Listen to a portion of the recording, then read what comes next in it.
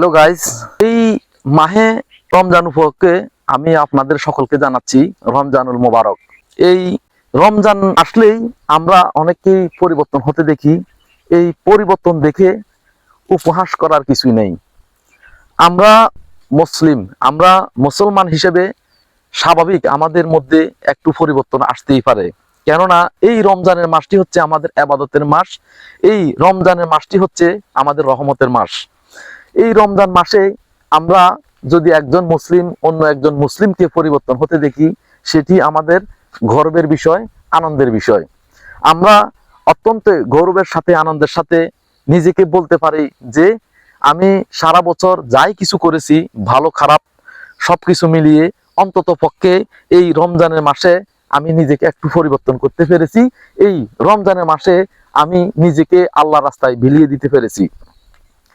আমরা আমাদের আশেপাশে যারা আছে, যাদেরকে দেখি রমজানের মাসে একজন মুসলিম অমুসলিমও যদি হয়ে থাকে, এরা বিশেষ করে আমাদের বাংলাদেশে যে মুসলিম কান্ট্রিগুলিতে অমুসলিম ধর্মের ভাইও অমুসলিম যে সেও কিন্তু একটি খারাপ কাজ করতে দ্বিধাবোধ করে, সেও কিন্তু খারাপ কাজটি করতে চায় না। ইসলামকে মানুষ এতটাই সম্মান করে।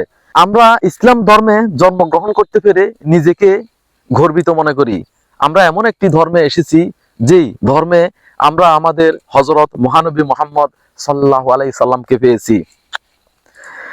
আমরা অত্যন্ত আনন্দের সাথে জানাই যে আমরা মুসলিম।